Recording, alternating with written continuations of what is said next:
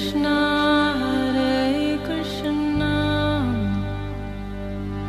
Krishna Krishna Hare Hare Hare Rama Rama Rama Hare Hare।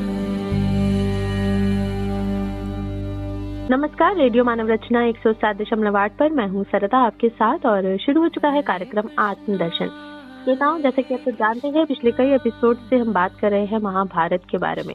बहुत सारी कथाएं, बहुत सारे प्रसंग हम जान रहे हैं और हमेशा की तरह स्टूडियो में मौजूद हैं रागलेखा दासी जी, चरणाशी दिव्याचार्य श्रीमद भक्ति वेदांत नारायण गोस्वामी जी के शिष्या। रागलेखा दासी जी, आपका स्वागत है हमारे स्टूडियो में। हरे कृष्ण जी, रागलेखा दासी जी, हम पिछले एपिसोड में बात कर रहे थे कि जब अभिमन्यु की मृत्यु हो गई थी तो बहुत ज्यादा शोकाकुल हो गए थे पांडव, और श्री कृष्ण पहुंचे थे उनकी माता के पास, उनकी पत्नी के पास ये समाचार लेकर, और बहुत ज्यादा दुख व्यक्त किया और सांत्वना देते हुए श्री कृष्ण ने उन्हें समझाया कि मृत्यु एक बहुत बड़ा सत्य है और उनका बेटा वीर गति को जो है प्राप्त हुआ है। माँ सुभद्रा को समझाया, पत्नी उत्तरा को भी समझाया। ये हमने आपसे पिछले एपिसोड में जाना था। तो आज हम आगे बढ़ेंगे कि आगे की कहानी के साथ। जी, अर्जुन के शोक का कारण सुनकर श्री कृष्ण ने कहा, पार्थ, शंकर जी के पास पशुपत नामक एक दिव्य सनातन अस्त्र है, जिससे उन्होंने पूर्व काल में संपूर्ण दैत्यों का संहार किया था। यदि तुम्हें उस अस्त्र का ज्ञान हो तो अवश्य ही कल जयद्रथ का वध कर सकोगे। यदि इसका ज्ञान ना हो तो मन शंकर जी का ध्यान करो। ऐसा करने पर उनकी कृपा से तुम उस महान अस्त्र को पा जाओगे। जी। भगवान श्री कृष्ण की बात सुनकर अर्जुन आचमन करके भूमि पर आसन बिछाकर बैठ गए और एकाग्र चित्त से शंकर जी का ध्यान करने लगे। ध्यान अवस्था में शुभ मुहूर्त में अर्जुन ने श्री कृष्ण के साथ ही अपने को आकाश में उड़ते देखा, जहाँ किन्नरों के संगीत की स्वर लहरी सुनाई देती थी। इस प्रकार अनेकों दिव्य स्थानों को पार करने के बाद उन्होंने एक परम प्रकाशमान पर्वत देखा, जिसके शिखर पर भगवान शंकर विराजमान थे, जो हजारों सूर्य के समान देदीप्यमान हो रहे थे। उनके पास पहुंचकर भगवान श्री कृष्ण और अर्जुन ने पृथ्वी पर मस्तक टेककर उन्हें प्रणाम किया। उन दोनों ने नर और नारायण को आया देखकर भगवान शिव बड़े प्रसन्न हुए और हंसते हुए बोले, वीर वरों, तुम दोनों का स्वागत है। उठो, विश्राम करो। शीघ्र ही बताओ तुम्हारी क्या इच्छा है। तुम जिस काम के लिए आए हो मैं अवश्य पूर्ण करूंगा। अर्जुन ने मनी मन भगवान शिव और श्री कृष्ण का पूजन किया। शंकर जी से कहा, भगवान, मैं दिव्य अस्त्र चाहता हूँ। ये सुनकर भगवान शंकर मुस्कुराए और कहने लगे, श्रेष्ठ पुरुषों, मैं तुम दोनों का स्वागत करता हूँ। तुम्हारी अभिलाषा मालूम हुई। तुम जिसके लिए आए हो वह वस्तु अभी देता हूँ। यहाँ से निकट ही एक अमृतमय दिव्य सरोवर है, उसी में मैंने अपने दिव्य धनुष और बाण रख दिए हैं। वहाँ जाकर बाण सहित धनुष ले आओ। बहुत अच्छा, ये कहकर दोनों वीर शिव जी के पार्षदों के साथ उस सरोवर पर गए। वहाँ जाकर उन्होंने दो नाग देखे। एक सूर्य मंडल के समान प्रकाशमान था और दूसरा 1000 मस्तक वाला था। उसके मुख से आग की लपटें निकल रही थी। श्री कृष्ण और अर्जुन दोनों सरोवर का जल का आचमन करके उन नागों के पास उपस्थित हुए और हाथ जोड़कर शिव जी को प्रणाम करते हुए शतरुद्र का पाठ करने लगे। तब भगवान शंकर के प्रभाव से ये दोनों महानाग अपना स्वरूप छोड़कर धनुष्पान हो गए। इसी से वे दोनों बड़े प्रसन्न हुए और उनकी देदीप्यमान धनुष्पान को लेकर शंकर जी के पास आए। वहाँ आकर उन्होंने वे अस्त्र शंकर जी को अर्पण कर दिए। तब भगवान शंकर ने कसली में से एक ब्रह्मचारी निकला। उसने वीर आसन में बैठकर उस धनुष को उठा लिया और उस पर विधिवत बाण चढ़ाकर उसे खींचा। अर्जुन ये सब ध्यान पूर्वक देखता रहा और उस समय शिव जी ने जो मंत्र पढ़ा उसे भी उसने याद कर लिया। तब उस ब्रह्मचारी ने धनुष बाण को पुनः सरोवर में फेंक दिया। तत्पश्चात शंकर जी ने प्रसन्न होकर उस पशुपात नामक घोर अस्त्र अर्जुन को दे दिए और उसे पाकर अर्जुन के हर्ष की सीमा न रही। श्री कृष्ण और अर्जुन दोनों ही भगवान शिव को प्रणाम किए और उनकी आज्ञा लेकर वे शिविर में चले गए। ये सब कुछ अर्जुन ने स्वप्न में ही देखा था। राजा युधिष्ठिर ने श्री कृष्ण से कहा, भक्त वत्सल, जैसे देवता इंद्र के आश्रम में रहते हैं, इसी प्रकार हम लोग आप ही की शरण में युद्ध में विजय और स्थायी सुख चाहते हैं। सर्वेश्वर, हमारा सुख और हमारे प्राणों की रक्षा सब आपके ही अधीन है। आप ऐसी कृपा कीजिए जिससे हमारा मन आप में लगा रहे और अर्जुन की की हुई प्रतिज्ञा सत्य हो।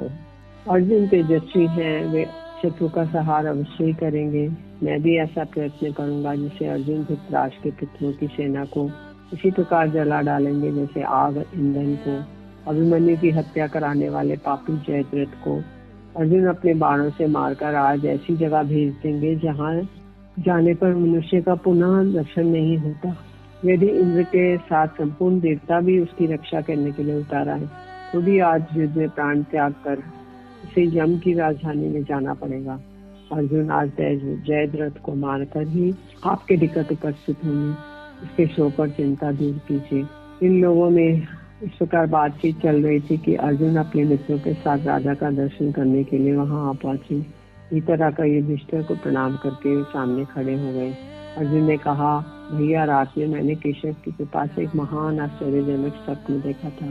ये कहकर अर्जुन ने जिस प्रकार सपने में शंकर जी का दर्शन हुआ था ये सुनकर सभी लोग विस्मित हो गए और शंकर जी को प्रणाम किया और कहने लगे, ये तो बहुत ही अच्छा हुआ। तदनंतर सब लोग धर्मराज की आज्ञा ले कवच आदि से सुसज्जित होकर सीता के साथ युद्ध के लिए निकल पड़े। सात्यकी और श्री कृष्ण एक ही रथ पर बैठकर अर्जुन की छावनी में गए। वहां जाकर कृष्ण ने सारथी की भांति अर्जुन के रथ को सब सामग्रियों से सजाकर तैयार किया। इतने अर्जुन भी अपना दैनिक कर्म पूरा करके धनुष बाण लेकर बाहर निकले और रथ की परिक्रमा करके इस पर सवार हो गए। अब मैं वहां जाऊंगा जहां जयद्रथ मेरे पराक्रम की प्रतीक्षा कर रहा है। इस समय राजा युधिष्ठिर की रक्षा का भार तुम्हारे ऊपर है। ये युद्धान को बोला, सात्विकी को, तुम्हारे ऊपर है। इस संसार में कोई ऐसा वीर नहीं है जो तुम्हें युद्ध में हरा सके। तुम साक्षात श्री कृष्ण के समान हो। तुम या प्रद्युम्न पर ही मेरा अधिक भरोसा है। मेरी चिंता छोड़कर सब तरह से राजा की रक्षा में रहना। अर्जुन के ऐसा कहने पर सात्विकी बहुत अच्छा कहकर राजा युधिष्ठिर थे वहीं चले गए। अब महारथी अर्जुन दुशासन की सेना का संहार कर जयद्रथ के समीप पहुंचने का विचार से द्रोणाचार्य की सेना पर टूट पड़े। आचार्य व्यू के द्वार पर खड़े थे। अर्जुन ने उनके सामने पहुंचकर श्री कृष्ण की सम्मति से हाथ जोड़कर कहा, ब्राह्मण, आप मेरे लिए कल्याण कामना कीजिए। मेरे लिए आप पिता के समान हैं। जिस तरह अश्वत्थामा की रक्षा करना आपका कर्तव्य है उसी प्रकार आपको मेरी भी रक्षा करनी चाहिए। आज आपकी कृपा से मैं सिंधुराज जयद्रथ को मारना चाहता हूँ। आप मेरी प्रतिज्ञा की रक्षा करें। अर्जुन के इस प्रकार कहने पर आचार्य ने मुस्कुराकर कहा, अर्जुन, मुझे परास्त किए बिना तुम जयद्रथ को नहीं जीत सकोगे। इतना कहकर उन्होंने हंसते हंसते अर्जुन को उनके रथ, घोड़े, ध्वजा और सारथी के सहित पहने बाणों से आच्छादित कर दिया। तब तो अर्जुन ने भी द्रोणाचार्य के बाणों को रोककर अपना अत्यंत भीषण बाणों से उन पर आक्रमण किया। द्रोण ने तुरंत उनके बाण काट डाले और अपने विषग्नि के समान धधकते हुए बाणों से श्री कृष्ण और अर्जुन को दोनों को ही चोट दी। इस पर धनंजय लाखों बाण छोड़कर आचार्य की सेना को संहार करने लगे। उनके बाणों से कट कट कर अनेकों योद्धा, घोड़े और हाथी धाराशायी होने लगे। द्रोण और अर्जुन को युद्ध में इस प्रकार बढ़ता हुआ देखकर श्री कृष्ण ने उस दिन के प्रधान कार्य को विचार किया और अर्जुन से कहा, अर्जुन देखो, हमें यहाँ समय नष्ट नहीं करना चाहिए। आज हमें बहुत बड़ा काम करना है, इसलिए द्रोणाचार्य को छोड़कर आगे बढ़ना चाहिए। अर्जुन ने कहा, आपकी जैसी इच्छा हो वही कीजिए। तब अर्जुन आचार्य की प्रदक्षिणा कर बाण छोड़ते हुए आगे बढ़ने लगे। इसमें द्रोण ने कहा, पार्थ, तुम कहाँ जा रहे हो? संग्राम में शत्रु को परास्त किए बिना तो तुम कभी नहीं हटते। अर्जुन ने कहा, आप मेरे शत्रु नहीं गुरु हैं। मैं आपका शिष्य हूँ, पुत्र के समान हूँ। संसार में ऐसा कोई पुरुष नहीं जो युद्ध में आपको परास्त कर सके। इस प्रकार कहते कहते अर्जुन जयद्रथ के वध के लिए उत्सुक होकर बड़ी तेजी से कौरवों की सेना में घुस गए। उनके पीछे पीछे उनके चक्र रक्षक पांचाल कुमार युधामन्यु और उत्तम ओजा भी चल पड़े। अब सूर्य नारायण ढल चुके थे। कौरव पक्ष के योद्धाओं में से कोई तो युद्ध के मैदान में डटे हुए थे, कोई लौट आए थे। धीरे वह दिन बीत रहा था, किंतु अर्जुन और श्री कृष्ण बार बार जयद्रथ की ओर ही बढ़ रहे थे।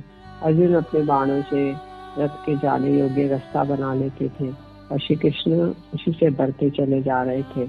राजन, अर्जुन का रथ जिस जिस ओर जाता था उस ओर आपकी सेना में दरार पड़ जाती थी।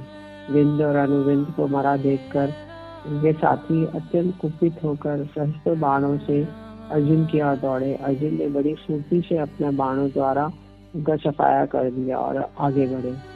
धीरे धीरे श्री कृष्ण से कहा, घोड़े बाणों से बहुत व्यथित हो गए हैं, बहुत थक गए हैं, जयद्रथ भी अभी दूर है। ऐसी स्थिति में इस समय हम आपको क्या करना उचित जान पड़ता है।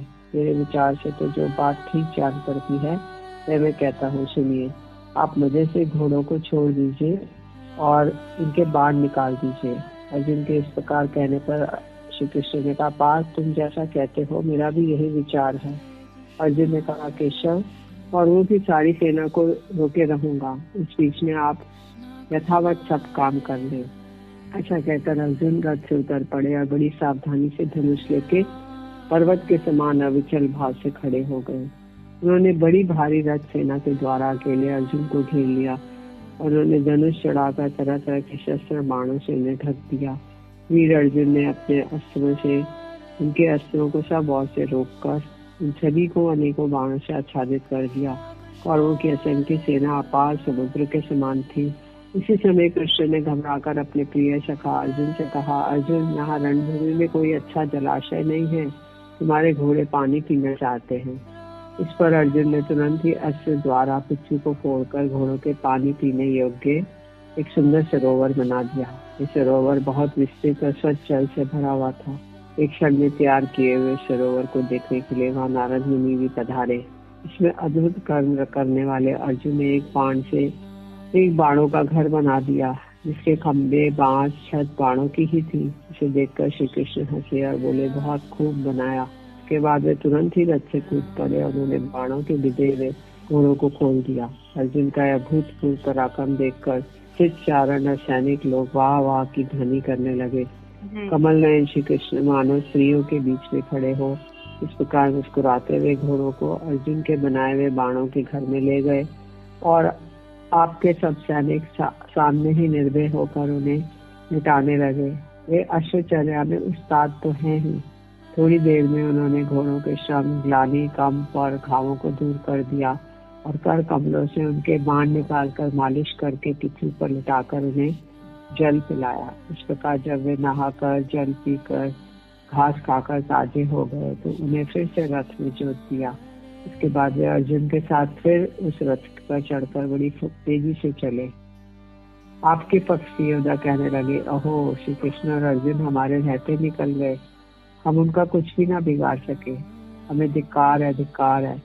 पालक जैसे खिलौने की परवाह नहीं करता, उस प्रकार वे भी एक ही रथ में चढ़कर हमारी सेना को कुछ भी ना समझकर आगे बढ़ गए। सूर्य नारायण अस्ताचल की ओर ढल चुके थे, इसलिए अर्जुन बड़ी तेजी से जयद्रथ की ओर बढ़ रहे थे। कोई भी योद्धा उन्हें रोक नहीं पाता था। उन्होंने सारी सेना के पैर उखाड़ दिए। श्री कृष्ण सेना को रोकते हुए बड़ी तेजी से घोड़ों को हाँक रहे थे। आगे जाने की शंख ध्वनि करते जाते थे। ये देखकर शत्रु पक्ष के रथी बहुत उदास हो गए। श्री कृष्ण और अर्जुन निर्भय होकर आपस में जयद्रथ के वध की बात करने लगे। उन्हें सुनकर शत्रु भी भयभीत हो गया। वे दोनों आपस में कह रहे थे, जयद्रथ को 6 महारथी कौरवों ने अपने बीच में कर लिया है, किंतु एक बार उस पर दृष्टि पड़ गई तो वह हमारे हाथ से छूटकर नहीं जा सकेगा। वह अकेला ही रथ पर चढ़कर संग्राम भूमि में आ कूदा। जिस समय आपका पुत्र अर्जुन को लांघकर आगे बढ़ा, आपकी सारी सेना में खुशी के बाजे बजने लगे। तब श्री कृष्ण ने कहा, अर्जुन देखो, आज दुर्योधन हमसे भी आगे बढ़ गया है। मुझे ये बड़ी अद्भुत बात जान पड़ती है। मालूम होता है उसके समान दूसरा और कोई रथी नहीं है। अब समय अनुसार इसके साथ युद्ध करना मैं उचित ही समझता हूँ। आज ये तुम्हारा लक्ष्य बना है, इसे तुम अपनी सफलता ही समझो, नहीं तो ये राज्य का लोभी तुम्हारे साथ संग्राम करके मरने के लिए क्यों आता। इस प्रकार आपस में बातें करते हुए श्री कृष्ण और अर्जुन ने प्रसन्न होकर राजा दुर्योधन के पास पहुंचने के लिए अपने सफेद घोड़े बढ़ाए। दुर्योधन ने हंसते हुए उन्हें युद्ध के लिए ललकारा। सभी कौरव दुर्योधन के जीवन के विषय में निराश हो गए। अत्यंत भयभीत होकर कहने लगे, हाय हाय महाराज मौत के पंजे में जा पड़े, हाय महाराज मौत के पंजे में जा पड़े। ये देखकर श्री कृष्ण ने अर्जुन से कहा, आज तो मैं ये अनोखी बात देख रहा हूँ। देखो तुम्हारे बाण शिला पर छोड़े हुए तीरों के समान कुछ भी काम नहीं कर रहे हैं। पास तुम्हारे बाण पर तो वज्रपात के समान भयंकर और शत्रु के शरीर में घुस जाने वाले होते थे, किंतु ये कैसी विडम्बना है, आज इनसे कुछ भी काम नहीं हो पा रहा है। अर्जुन ने कहा, श्री कृष्ण मालूम होता है दुर्योधन को ऐसी शक्ति आचार्य द्रोण ने दी है। इसके कवच धारण करने की जो शैली है वह मेरे अस्त्रों के लिए भी अभेद्य है। इसके कवच में तीनों लोकों की शक्ति समाई हुई है। एकमात्र आचार्य ही जानते हैं, उनकी कृपा से मुझे इसका ज्ञान है। जी जी। इस कवच को बाणों द्वारा किसी प्रकार नहीं भेदा जा सकता। यही नहीं, अपने वज्र द्वारा स्वयं इंद्र भी इसे नहीं काट सकते। कृष्ण, ये सब रहस्य जानते तो आप भी हैं, फिर भी आप प्रश्न करके मुझे मोह में क्यों डालते हैं? तीनों लोकों में जो कुछ हो चुका है, जो होता है और जो होगा वह सब आपको विदित है। तब अर्जुन ने गांडीव धनुष खींचकर भीषण टंकार की और भारी बाण वर्षा करते हुए शत्रुओं का संहार आरंभ किया। श्री कृष्ण उच्च स्वर से 5 जन्य शंख बजाने लगे। उस शंख के नाद और गांडीव की टंकार से भयभीत होकर बलवान और दुर्बल सभी पृथ्वी पर लौटने लगे और पर्वत, समुद्र, द्वीप और पाताल के सहित सारी पृथ्वी गूंज उठी। दुर्योधन आ गए हैं जयद्रथ के पक्ष में, और जैसे कि सब जानते हैं कि कवच जो है उन्होंने डाला हुआ है और अर्जुन के बाणों का भी असर नहीं हो रहा है। अब आगे क्या कूटनीति रखी जाएगी, क्या इस रणनीति को आगे बढ़ाया जाएगा कि किस तरह से इस प्रतिज्ञा को पूरा किया जाए जो अर्जुन ने की है जयद्रथ को मारने की, ये हम जानेंगे अगले एपिसोड में, क्योंकि अभी वक्त हुआ है आपसे इजाजत लेने का। तो रागलिका दासी जी, आपका बहुत बहुत शुक्रिया हमारे स्टूडियो में आने के लिए। हरे कृष्ण जी। तो श्रोताओं, आज के इस कार्यक्रम से हमें दीजिए इजाजत और आप सुनते रहिए रेडियो मानव रचना 107.8 पर आने वाले अन्य कार्यक्रमों को।